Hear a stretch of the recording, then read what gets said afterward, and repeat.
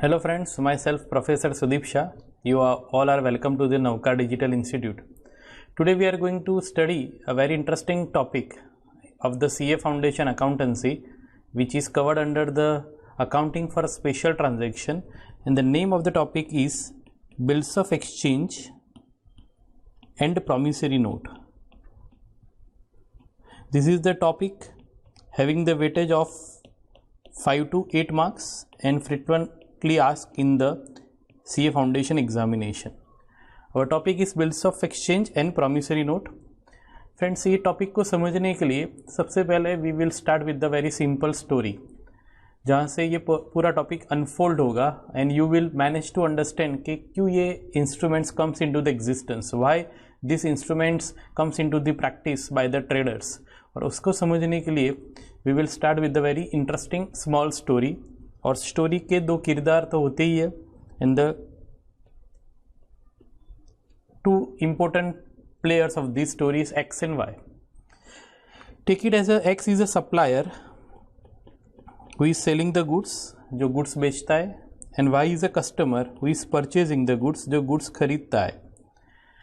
X और Y के बीच का ये पूरा स्टोरी समझने से we will understand the ins and outs of the bills of exchange. X who is a supplier vendor, Y is a customer. X sold goods to Y, for example today, that is on 22nd June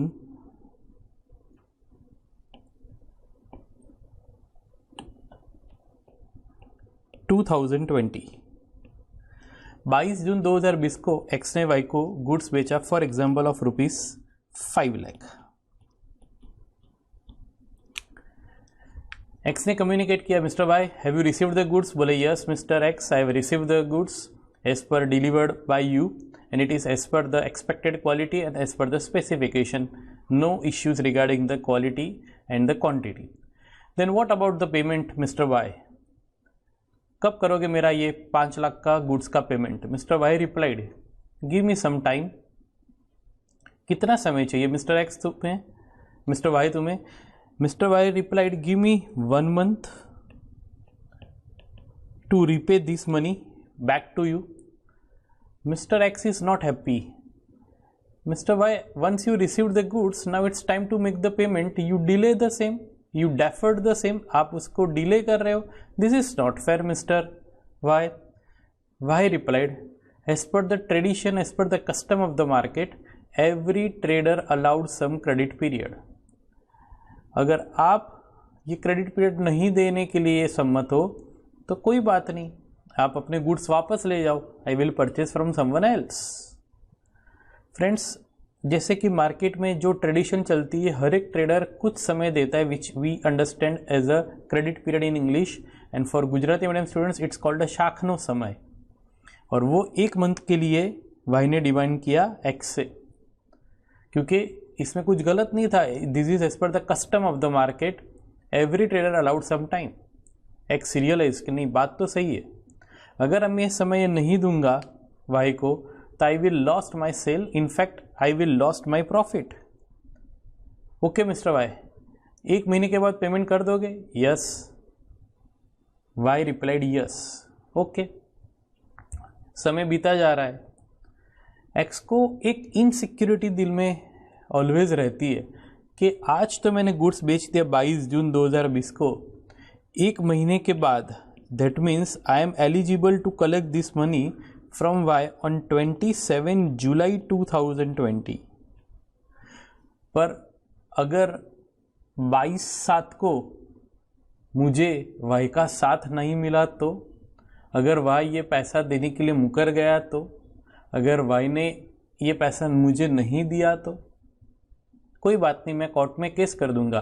पर court को तो क्या चाहिए, ये पैसा मैं लेने के लिए एलिजिबल हूँ कि नहीं, उसके लिए उसको प्रूफ चाहिए। मेरे पास तो कोई प्रूफ ही नहीं है।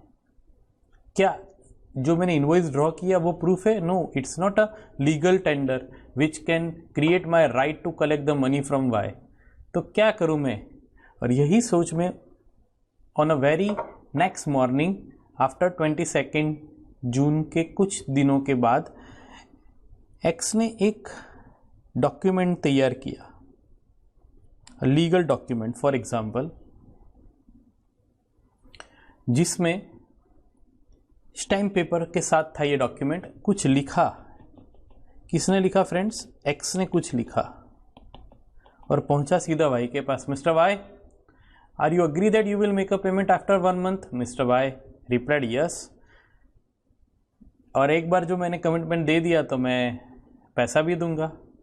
तो मिस्टर वाई ये कागज को पढ़ो ध्यान से और इस पर साइन करो। वाई ने पूरा कागज पढ़ा और पढ़ने के बाद वाई ने साइन किया। Be careful, it is signed by the Y, drawn by the X. ये कागज लेके एक्स चला गया अपने घर। 1 महीना गुजर गया, 22 जुलाई 2020 का वो मंगल दिन आ गया। एक्स पहुंचा वाई के पास ये कागज लेके, मिस्टर वाई आज 22 जुलाई हो गई है, 1 महीना हो गया है, और एज पर योर कमिटमेंट ये कागज देख के कुछ याद आता है? मिस्टर वाई ने वो देखा कागज के, yes this is my acceptance of the order created by x. और वाई ने गुजारिश की मुझे कुछ 2-3 दिन दे दीजिए टू अरेंज द फंड्स, और 3 दिन दिए गए, 3 days और दिए गए। 25 जुलाई 2020 का वो दिन आ गया जब y makes the payment to x and now both are living happy together. If this is the story friends, then what is this document? This document is nothing but my friends, it's called a bills of exchange.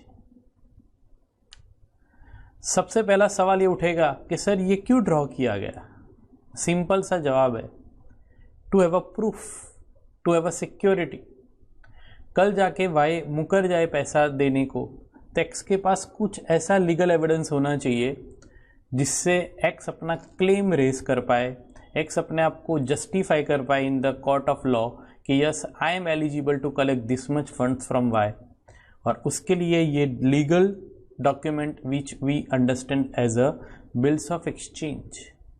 आपको लगेगा कि sir ये तो बहुत पुराना traditional instrument है जिसको गुजराती में हुंडी कहते हैं। नो डियर फ्रेंड्स, आज भी ये इंस्ट्रूमेंट चल रहा है। हाँ, by the passage of time और समय के प्रवाह के साथ उसने नए रूप धारण किए हैं, पर शायद बात तो अभी भी वही है। अगर आप चेक इश्यू करते हो किसी को तो वो भी एक बिल्स ऑफ एक्सचेंज ही है। जब हम उसका डेफिनेशन पढ़ेंगे तब आपको पता चलेगा कि हाँ, ये चेक के पीछे भी कहीं ना कहीं बिल्स ऑफ एक्सचेंज ही छुपा हुआ है। तो फ्रेंड्स, एक्स ने ये जो हमारी स्टोरी में गुड्स बेचा वाई को, that is on credit, that is the most important part of the topic. ये क्रेडिट पे बेचा।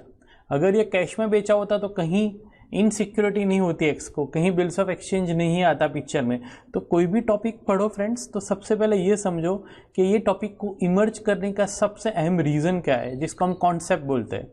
और कॉन्सेप्ट यही कि अगर ये क्रेडिट सेल है तो ही बिल्स ऑफ एक्सचेंज आना है, पर अगर ये कैश सेल्स है तो बिल्स ऑफ एक्सचेंज नहीं आना है, बट करेंसी नोट पिक्चर में आने वाली है।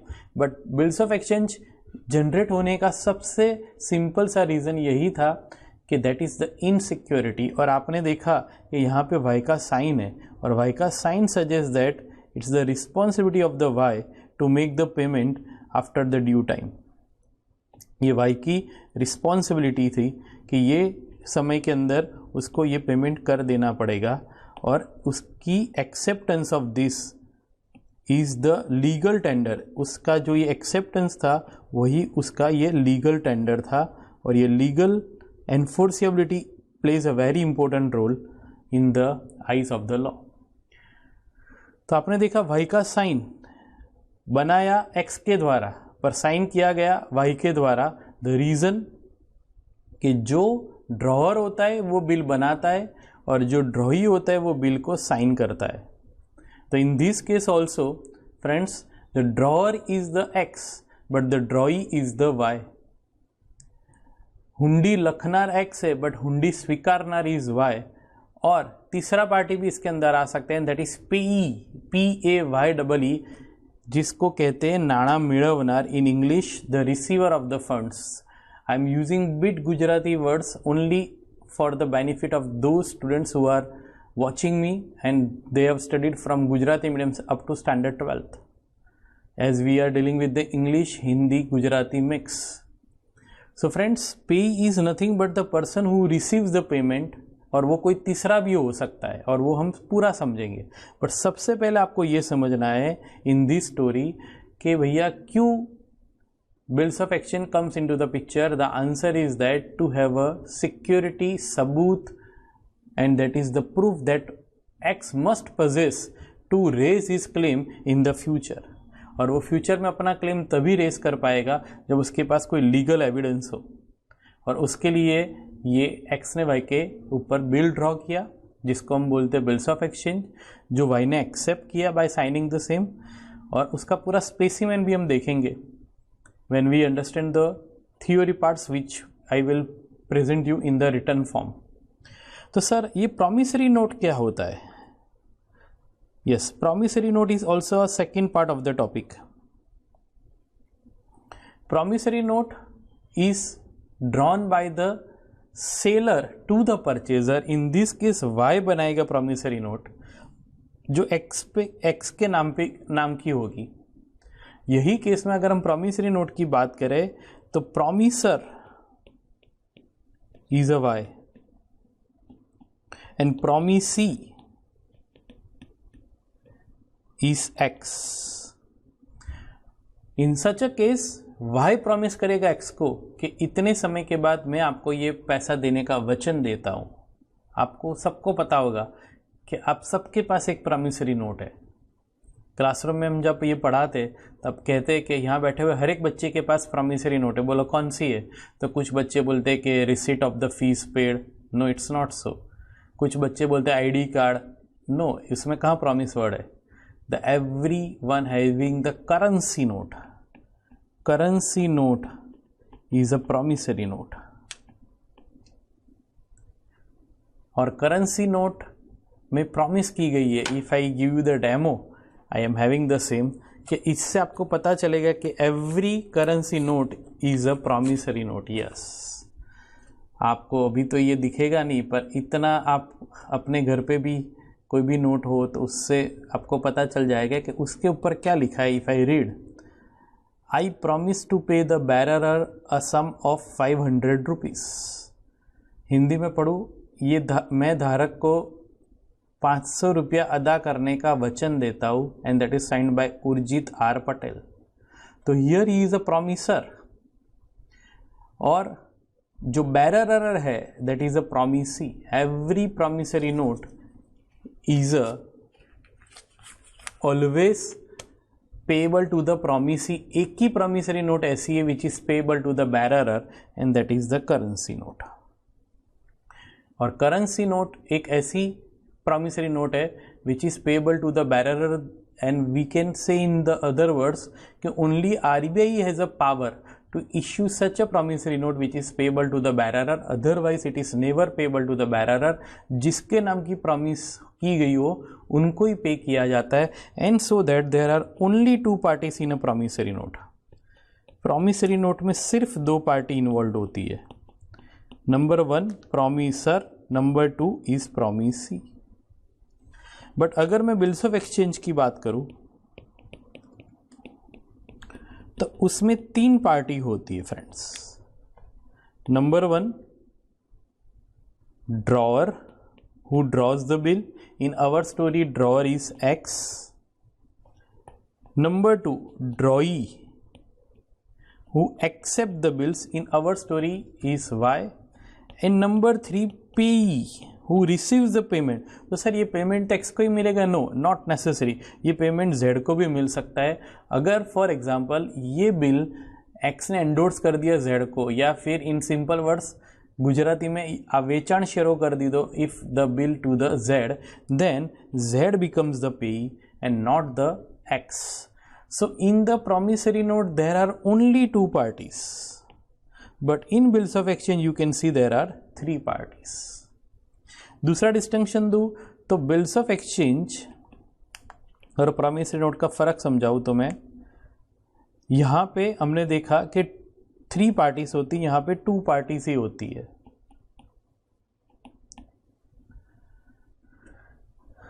यस, यहाँ पे ऑर्डर किया जाता है, it's a order by X to Y, जो वाई एक्सेप्ट करता है, जहाँ पे यहाँ पे प्रॉमिस इज देयर, जहाँ पे वाई प्रॉमिस देता है, here not a order.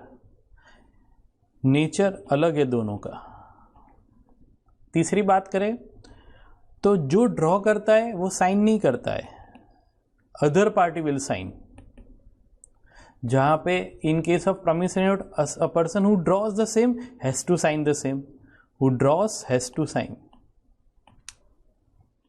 Fourth distinction, it is always payable to the, payable किसको होता है, वो बैरर को भी पे होता है, बैरर।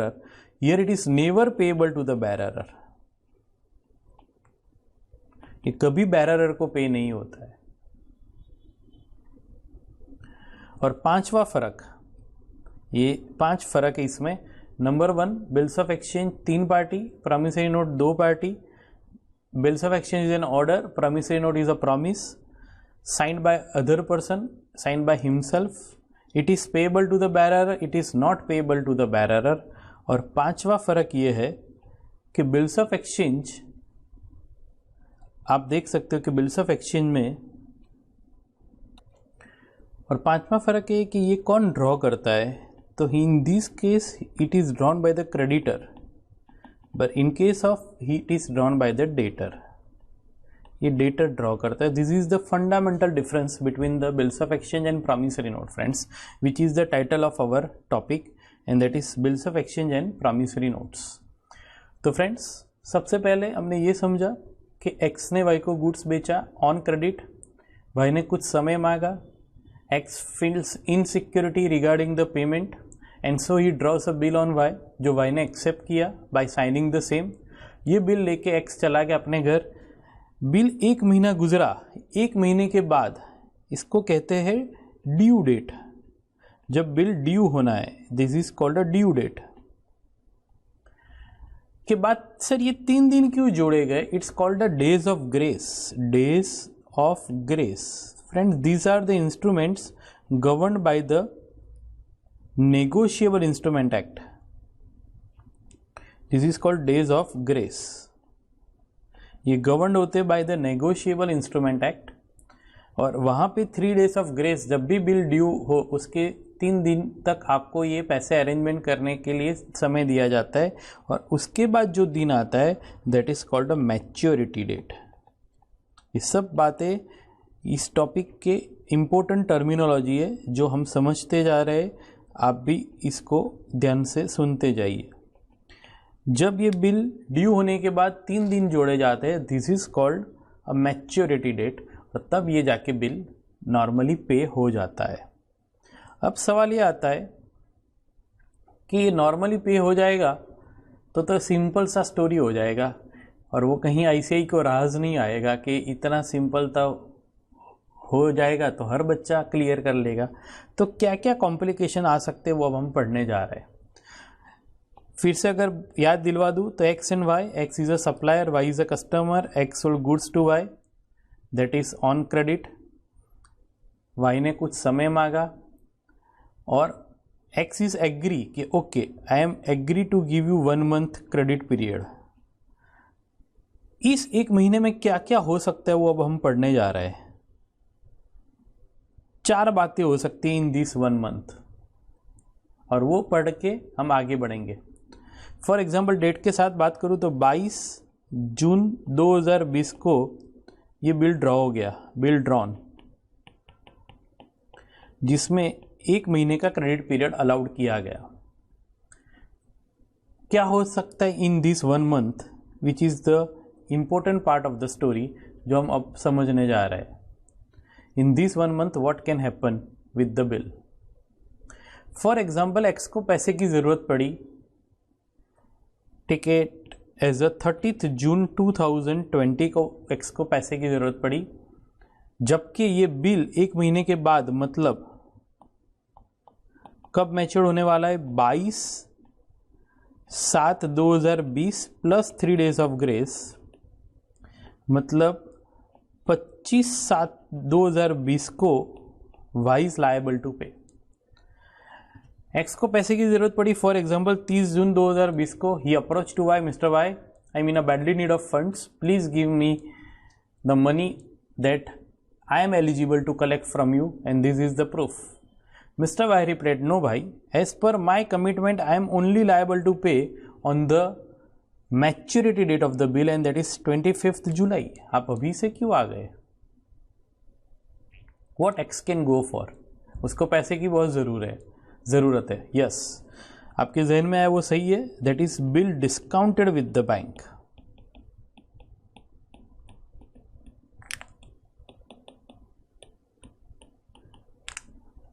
ये बिल लेके एक्स जाएगा बैंक के पास और ये बिल को डिस्काउंट करेगा, ये सबको पता है, पर ये डिस्काउंट करने के टाइम बैंक क्या चेक करेगा?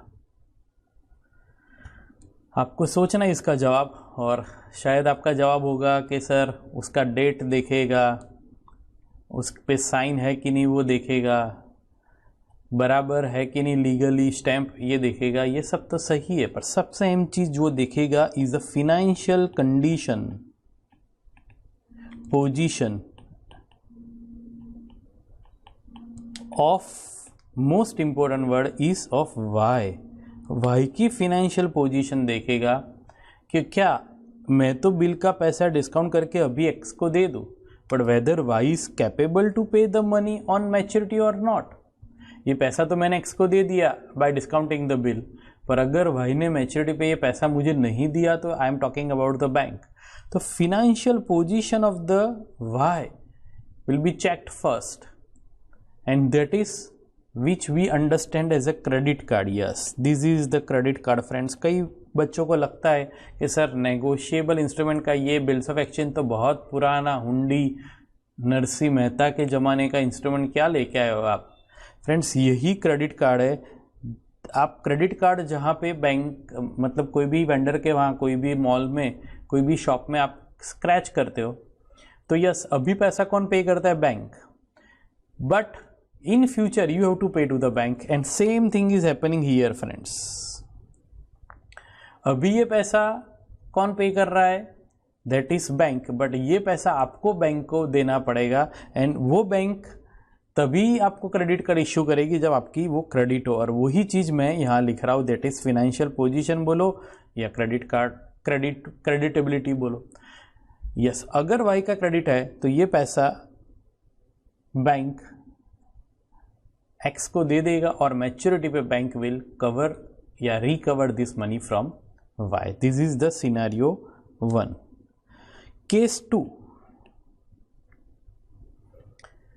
X is a creditor of Y. X किसका क्रेडिटर है? वाई का। वाई का बिल एक्स के पास है। यस, वाई का बिल एक्स के पास है, that is true. X is a creditor of Y. ये जो साइन किया हुआ बिल है वो एक्स के पास है, but x is a debtor of Z. For example, yes, in our story x is a creditor of y but x is a debtor of z। in such a case x ये bill पूरा endorse कर देगा z को। It's called endorsement of the bill, जिसको गुजराती में बोलते हैं वेचाण शेरो। फर्स्ट हमने देखा bill discounted with the bank, second is bill endorsed in favour of, for example, Z। अगर ये बिल Z को एंडोर्स किया जाए तो क्या होगा? ये सब बातें फ्रेंड्स हम पढ़ रहे हैं ड्यूरिंग दैट 1 month पीरियड। तो जो बिल अब X के पास था वो Z के पास पहुंच गया और मैच्योरिटी पे ये बिल Z लेके जाएगा Y के पास to collect the money. But the question arise इसके कैसे एंडोर्समेंट होता है? क्या सिर्फ बिल एक्स जेड के हाथों में दे दे, that is called endorsement? No, this is not endorsement. अगर ऐसा होता तो जैसे ही जेड पहुंचता वाई के पास तो Y may have a surprise to see Z कि ये बिल तो मैंने एक्स को दिया था, ये जेड के पास कैसे आ गया? और he may have all reason to think that के यस कुछ तो गड़बड़ है, यस दिस इज कुछ तो गड़बड़ है। और ये ना हो इसलिए on the back side of the bill X will sign, back side of the bill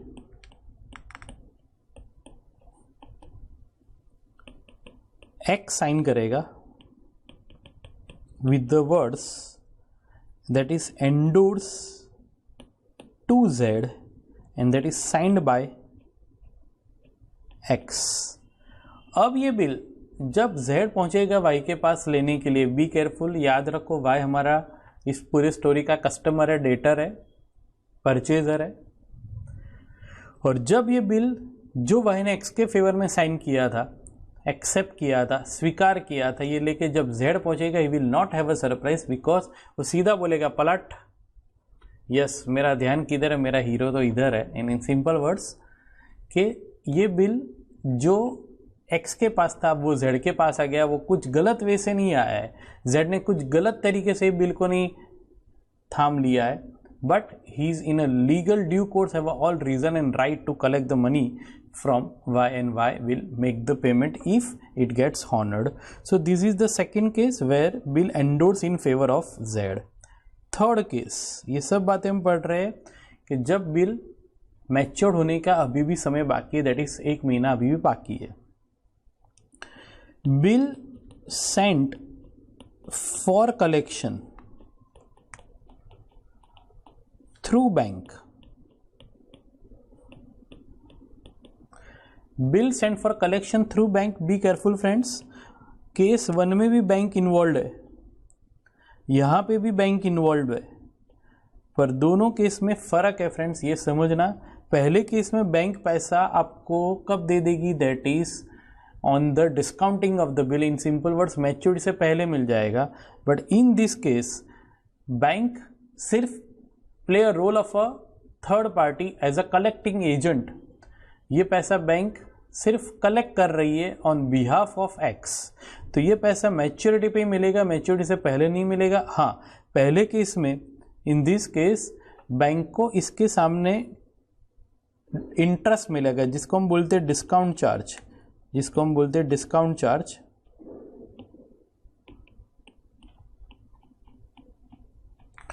discount amount, जिसको इंटरेस्ट के नाम से भी बोल सकते हैं। But here bank will get only service charge जो नॉमिनल होता है। तो बी केयरफुल, दोनों में बैंक इन्वॉल्व है, पर पहले केस में bank will check the creditability, यहाँ बैंक चेक नहीं करेगी। ये क्यों आया bill sent for collection, bank मार्फत हुंडी नहीं वसूलात, ये इसीलिए आया फ्रेंड्स कि एक्स के तो कितने सारे कस्टमर हो जो पूरे इंडिया में छाए हुए हो, हर एक जगह एक्स पैसा लेने नहीं जा सकता, पर हाँ हर एक जगह बैंक का ब्रांच होता है। For example X is belongs to the Bombay and he sold the goods somewhere in Chennai, तो वो चेन्नई के गुड्स के सामने जो बिल एक्सेप्ट किया है चेन्नई के कस्टमर ने, तो वो थोड़ा पैसा लेने जाएगा specially Chennai, but he knows that कि my banker, for example State Bank of India having the branch in Chennai, so he instruct his bank to collect the money on his behalf and this is called a bill sent for collection।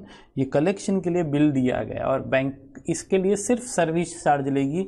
Bank maturity पे ये bill present करेगी Y को, in our story Y is a customer, और वो पैसा bank ले आएगी। So this is the third scenario जहाँ पे आपको बिल सेंड करना पड़ेगा बैंक को कलेक्शन के लिए। इन simple words bank will work like a collecting agent, nothing more than this. So this is the third case and fourth case is very simple, that कि ये बिल खुद x अपने पास ही रखे, bill kept bye X till maturity. आपका bill हमारे पास ही है, किसी को नहीं एंडोर्स किया गया, ना डिस्काउंट किया गया, ना कलेक्शन के लिए दिया गया, खुद अपने पास ही रखा वो बिल और मैच्योरिटी तक हमने वेट किया। तो friends in this case if I assume the same, 4 situation बन सकती है।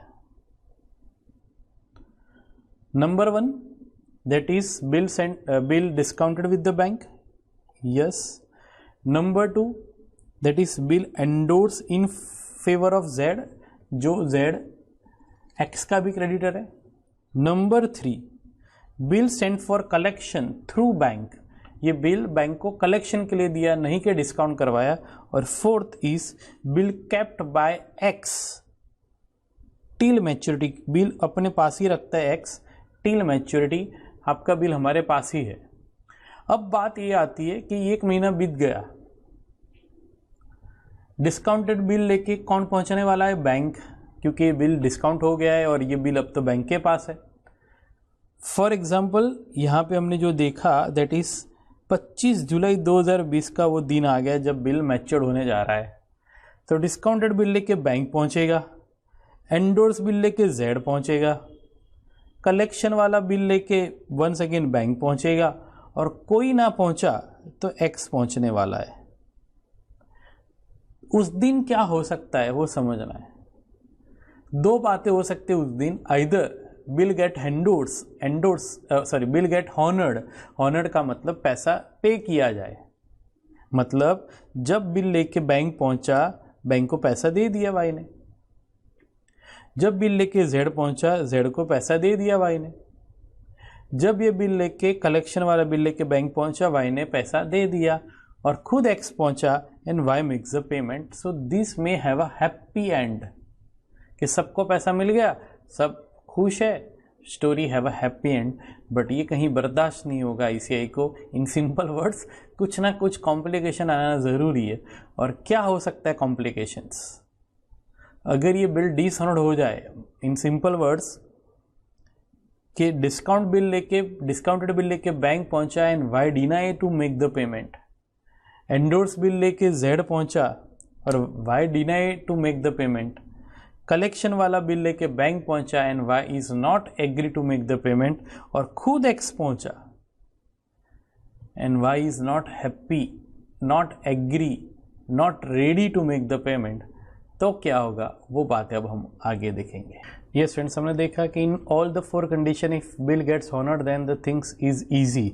आप देख सकते हो ये चारों condition, number 1, number 2, number 3 and number 4। अगर ये चारों कंडीशन में 2 बातें हो सकती है as I explained you, that is either bill gets honoured और डिसऑनर्ड। अगर ये हॉनर्ड हो गया तो स्टोरी अब हैप्पी एंड, खत्म हो जाएगा स्टोरी। बट अगर डिसऑनर्ड हुआ तो स्टोरी आगे बढ़ेगी कि अब क्या किया जाए। हॉनर्ड हुआ इसका मतलब डिस्काउंटेड बिल का पैसा मिल जाएगा बैंक को, एंडोर्स बिल का पैसा मिल जाएगा जेड को, कलेक्शन वाला बिल का पैसा मिल जाएगा बैंक को, और खुद एक्स पहुंचा तो उसको अपना पैसा मिल जाएगा। बट अगर डिसऑनर्ड हुआ तो क्या होगा वो अब हम पढ़ने जा रहे हैं। डिसऑनर्ड होने पे if Y shows his incapability to make the payment, तो अब आपके पास एक ही रास्ता है and that is to give him some more time. आप कहोगे कि नहीं सर कोर्ट में केस कर देने का, तो वहाँ तो टाइम ही टाइम है, और कोर्ट में केस करने से भी ऐसा नहीं कि आपको पैसा मिल जाएगा। तो you have to be calm and compose and give some more time to mister Y. हम वाई को पूछ सकते हैं कि मिस्टर एक्स वाई तूने ये क्या किया, हम कितने अरमानों के साथ आए थे इस मंगल तारीख को जब ये बिल मैच्योर हो जाएगा कि हमें हमारा पैसा मिल जाएगा। वाई शोज के सब सही जा रहा था, पर कहीं बीच में मेरा business made a big loss and I am not able to make the payment of your bill. In simple words, I am not able to honor the bill. Be careful friends, कहीं पे भी मैंने Y के insolvent होने की बात अभी भी नहीं की है। मैं सिर्फ इतना बात किया है कि Y shows his incapability to make the payment as of now. अभी के इस समय पे, इस लम्हे पे, इस दौर में वो पैसा नहीं पे कर सकता है। That is the situation that we need to deal, और इसको हमें आगे ले जाना है। और एज एव एक्सप्लेन्ड यू, इसमें एक ही रास्ता है अब हमारे पास कि कुछ और समय दिया जाए, और इसको कहते हैं renewal of the bill. Bill को रिन्यू किया जाए, renewal of the bill.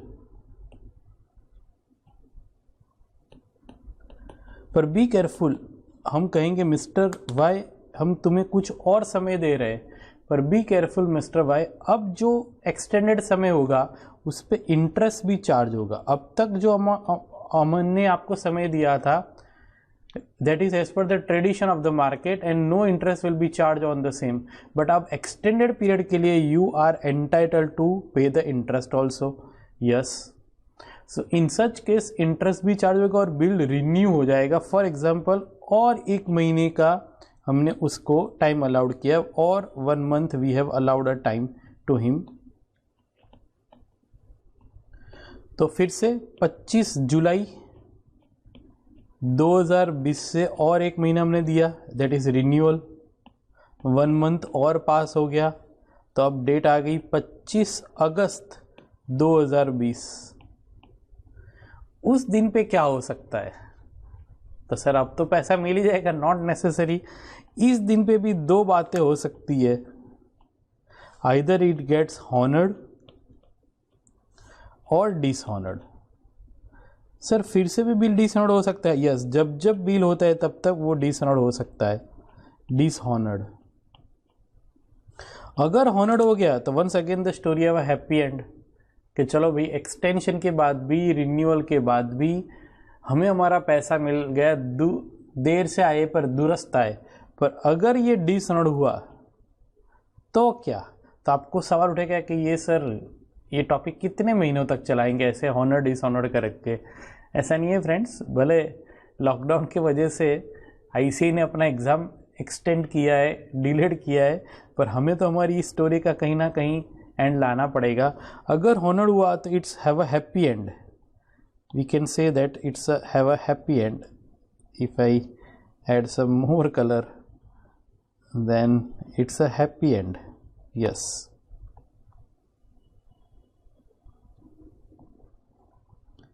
But अगर डिसऑनर्ड हुआ then it's a tragic end अब आने वाला है। अब जो आएगा सिर्फ इतना फ़र्क है, and that will be a tragic and, और वो ये आएगा कि मिस्टर वाई बिकम इंसॉल्वेंट। अब वो इंसॉल्वेंट की तरफ हमें जाना पड़ेगा, वाई बिकम्स इंसॉल्वेंट और ही इज एबल टू पे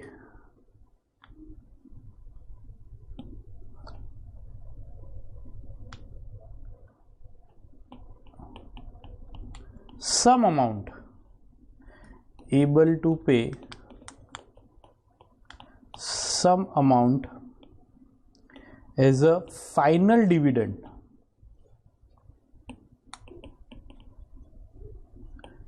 to X, और जो पैसा नहीं मिलेगा X को, that we all understand it become the bad debts for X, और जो पैसा नहीं मिला यही बैड डेट्स का दर्द दिल में दबाए। एक्स जी रहा है, पर्दा गिर रहा है, और यहाँ पे उसका ट्रैजिक एंड आ सकता है। As I have explained you, it's have a tragic end अगर ये डिसऑनर्ड हुआ तो, और इंसॉल्वेंसी अगर बीच में हम इंट्रोड्यूस करते हैं तो, वरना ये बिल वापस एक्सटेंड होगा, वापस चलता जाएगा। पर कहीं ना कहीं इसका क्या एंड हो सकता है वो दोनों सोचना। Yes, here it is a the and, but happy and है। यहाँ पे भी स्टोरी तो एंड ही हो गई है, but still have a happy and है। द रीज़न के even after the renewal of the bill x को अपना पैसा मिल गया, पर यहाँ पे जो दी एंड आया है that is somewhere a tragic and, और यहाँ पे जो पैसा नहीं मिला वाई से एक्स को, that is considered as a bad debts, और यही बैड डेट्स का दर्द दिल में दबाए एक्स जी रहा है और पर्दा गिर रहा है। This is the story friends. पूरा स्टोरी को अगर मैं फिर से आपके सामने पेश कर दूँ जिससे आपको पता चले कि हमने शुरुआत की थी यहाँ से friends. Yes, X is a supplier, Y is a customer. X ने वाई को गुड्स बेचा ऑन क्रेडिट, वाई ने कुछ समय मांगा, ये समय के लिए इन सिक्योरिटी फी करने से एक्स ने वाई पे बिल ड्रॉ किया, ये बिल वाई ने एक्सेप्ट किया। बिल एक्सेप्ट करने के बाद 1 महीने के अंदर क्या क्या हो सकता है, वो चारों बातें हमने पढ़ी कि एक तो बिल डिस्काउंट हो सकता है, यस, या फिर एंडोर्स हो सकता है, या फिर कलेक्शन के लिए जा सकता है, या फिर खुद के पास रह सकता है। चारों केस में मैच्योरिटी पे, ये रहा मैच्योरिटी का date, this we can consider as a maturity date. दो बातें हो सकती है,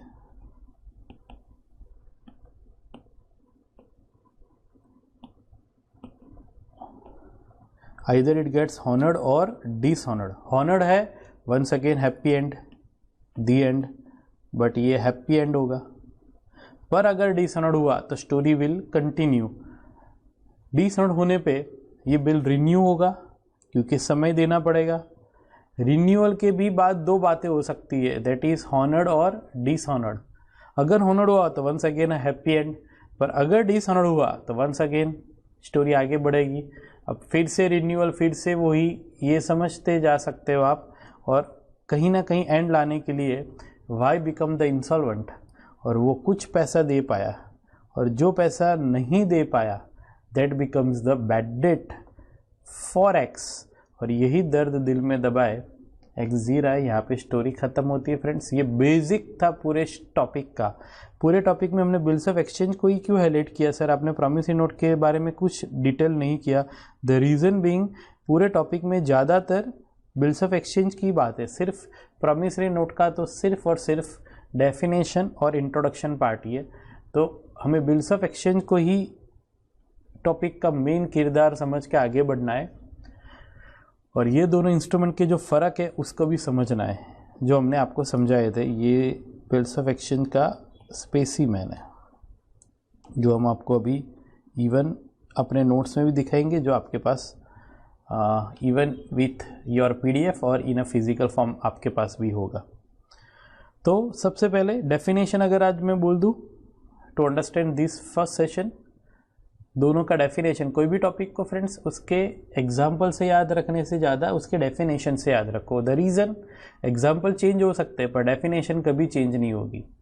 और डेफिनेशन पूरे टॉपिक का वो पार्ट है जो सिंक्रोनाइज होके उस कुछ शब्दों में सिमट के रह जाता है। और definition is like that, bills of exchange is an instrument in writing containing an unconditional offer, unconditional order to pay a certain sum of money to a certain person, or to the order of a certain person, or to the bearer of the instrument. I repeat, bills of exchange is an instrument. ये instrument क्यों word आया? It's a negotiable instrument governed by Section 4 of the Negotiable Instrument Act, founded in 1881, a very ancient act founded in 19th century। जब हुंडी draw की थी on Krishna भगवान by the Narasimha Mehta, उस जमाने का ये इंस्ट्रूमेंट को आज के दौर में उसको एक नया फॉर्म मिला है। We can say the make over of that instrument. Bills of exchange is an instrument in writing containing an unconditional order है, as I use the word, it's an order. Yes, this is the word, it's an order. ये order किसने किया? ये order किया x ने Y पे। तो ये ऑर्डर का क्या होना चाहिए? आप सीधा बोलोगे ऑर्डर को फॉलो करना पड़ेगा। नो, ऑर्डर का पहला एक्सेप्टेंस होना चाहिए जो वाई को एक्सेप्ट करना पड़ेगा। So bills of exchange is an instrument in writing containing an unconditional order. ये ऑर्डर रिटर्न होना चाहिए, not an oral. Sir order about what? To pay certain sum of money. आपका बिल्स ऑफ एक्सचेंज का amount कैसा होना चाहिए? Certain, fixed amount. आप cheque देखा होगा तो वो फिक्स्ड अमाउंट होता है, ऐसा नहीं लिखा होता कि ₹5 लाख प्लस जितना आपके पास हो उतना। It is not like that. The bills of exchange is an instrument in writing containing an unconditional order to pay a certain sum of money to a certain person, or to the order of a certain person, ये जिसको पे करने का order करे, और to the bearer of the instrument, जिसके पास ये बिल हो उसको पे करने का ये ऑर्डर है जो एक्स ने वाई पे किया है और वाई ने ये ऑर्डर को एक्सेप्ट किया है। So friends, bills of exchange का डेफिनेशन के बाद प्रॉमिसरी नोट का definition, you may find two major differences. Promissory note is an instrument in writing, यहाँ पे भी राइटिंग है, ये वचन ओरल नहीं चलेगा, ये रिटर्न होना चाहिए। Promissory note is an instrument in writing containing an unconditional promise. The word promise is over here. आप देख सकते हो कि बिल्स ऑफ एक्सचेंज में वर्ड ऑर्डर था, यहाँ पे वर्ड है promise. Promise for what? To pay certain sum of money to a certain person. यहाँ पे सर्टेन पर्सन कौन होगा? तो नेचुरली एक्स होगा. Yes. A promissory note is an instrument in writing containing an unconditional promise to pay a certain sum of money to a certain person or to the order of a certain person. Full stop. यहाँ पे कहीं पे भी bearer word नहीं है. In simple words ये bearer को पे नहीं होगा, जैसे हमने देखा यहाँ पे. Yes, bills of exchange bearer को पे होता है, but promissory note is never payable to the bearer. Only exception of this rule is currency note which is payable to the bearer. Otherwise no promissory note is payable to the bearer. In another words, only RBI has a power to issue such a promissory note which is payable to the bearer. तो दो फर्क. Number one, definition की बात करें तो bills of exchange में order word है, promissory note में प्रॉमिस वर्ड है. Bills of exchange is payable to the bearer, promissory note is not payable to the bearer. Bills of exchange contain three parties: drawer, drawee, payee. In case of promissory note, there are only two parties: promisor, promisee. And the last is bills of exchange drawn. हमारे case में आपने देखा x ने किया, Y ने sign किया, but in case of promissory note जो बनाता है वही साइन करता है. अगर हमने आपको करेंसी नोट दिखाया तो करेंसी नोट बनाता आरबीआई है, तो साइन भी आरबीआई के ही गवर्नर, जैसे हमने देखा था उर्जित आर पटेल जी ने साइन किया था.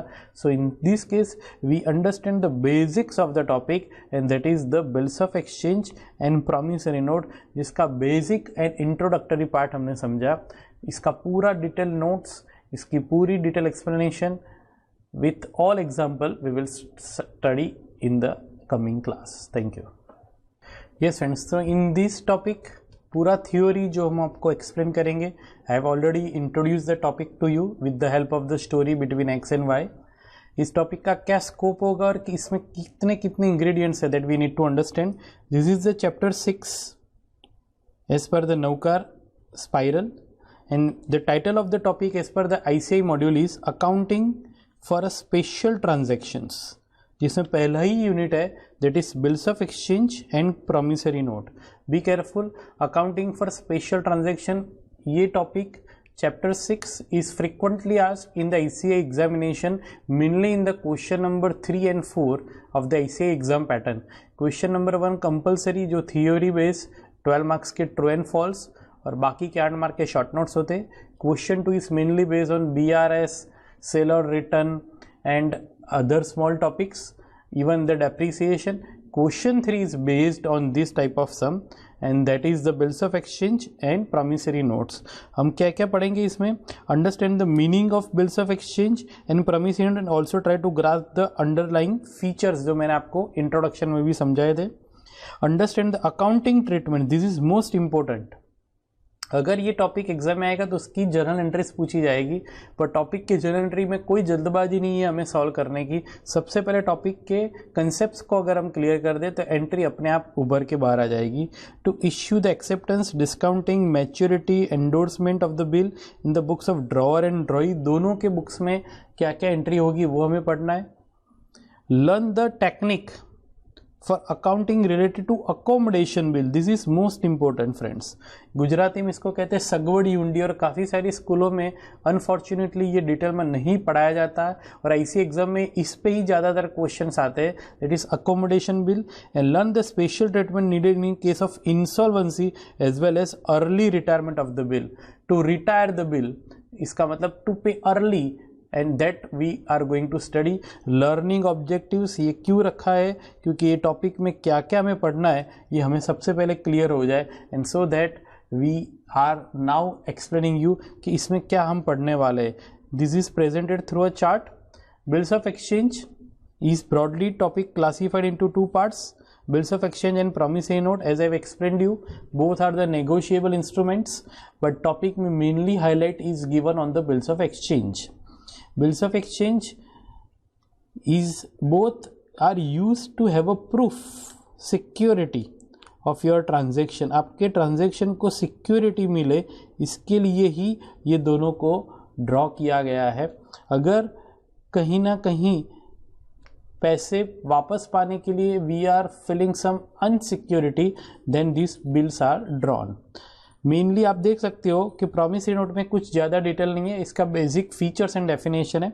बिल्स ऑफ एक्सचेंज में पहला मिलेगा आपको नॉर्मल ट्रेडिंग के लिए बिल, और दूसरा अकोमोडेशन बिल।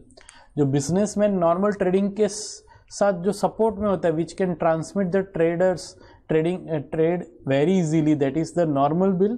पर अकोमोडेशन बिल भी हम पढ़ेंगे, जहाँ पे एक दूसरे की फैसिलिटेट के लिए ये यूज़ होता है to generate the short term finance. This is used by the traders, जहाँ पे there is internal arrangement between the two traders, जिसकी डिटेल में बातें करेंगे।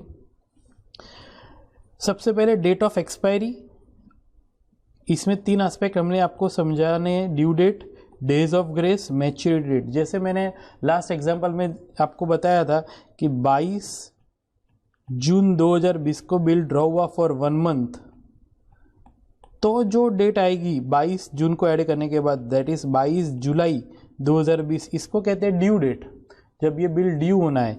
इसमें 3 डेज ऑफ ग्रेस जोड़ दो, जिसको 3 डेज ऑफ ग्रेस कहेंगे, तो जो दिन आता है that is 25 July 2020, this is called a maturity date. कई बार इसके भी शॉर्ट सम्स या फिर ट्रू एंड फॉल्स पूछे जाते हैं। तो due date, days of grace और मैच्योरिटी डेट, ये 3 days is given as per the negotiable instrument act, कि जहाँ पे आप अरेंजमेंट कर सकते हो। आज के ज़माने में ATM इजीली अवेलेबल है, but this is the act founded in 1881, जहाँ पे ATM was not that much easily available, और in fact it was not come into the existence. तो 3 डेज ऑफ ग्रेस दिए जाते हैं। इसकी बातें डेज ऑफ एक्सपायरी में है। Nature of the bill 3 type है, bill at sight, bill after date and bill on demand, जिसको कहा जाता है बिल आफ्टर साइट भी कहा जाता है। In simple words, bill after sight, bill at sight and bill after date, जिसकी डिटेल बातें हम करेंगे। Other aspect, dishonour of the bill, maturity पे अगर ये बिल का पैसा नहीं मिलता है तो it's called a dishonour of the bill, जहाँ पे नोटिंग चार्जेस, नोटरी पिक्चर में आएगा। Many a time when I teaching this topic in the classroom, nearly 90% students are failed to give the answer regarding what is noting charge. નકરામણી ખર્ચ શું છે, કેમ છે, ક્યારે છે, students don't know that, so we need to have a good clarity about the same. Renewal of the bill, जैसे मैंने आपको समझाया था कि डिसऑनर होने पे कुछ टाइम एक्सटेंशन दिया जाता है, that is called renewal of the bill. Renewal के बाद भी 2 बातें हो सकती है, अगर हॉनर्ड हो जाए तो story of happy end, but अगर डिसऑनर्ड होता है that is due to insolvency of the debtor, then we need to understand that part also. अगर रिटायरमेंट ऑफ द बिल से, retirement to retire, that is to make the pre payment of the bill, जैसे late pay करता है वो renewal के time पे हमने देखा है कि एक्सटेंशन दिया जाता है टाइम का, और अगर इस एक्सटेंडेड टाइम में इंटरेस्ट पे होना ज़रूरी है बाय द डेटर, तो वैसे ही अगर वो अर्ली पे कर देता तो he is entitled to get a rebate, और वो रिबेट को हम कनेक्ट करेंगे रिटायरमेंट ऑफ द बिल के साथ।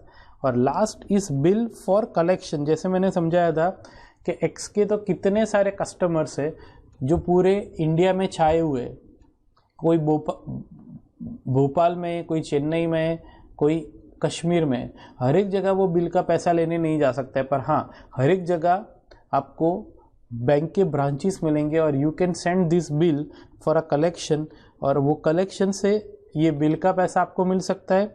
और दूसरी बात, आपको सिर्फ सर्विस चार्ज देके you can get your money back in your account. So this is a bill sent for collection which is the also important part of the topic.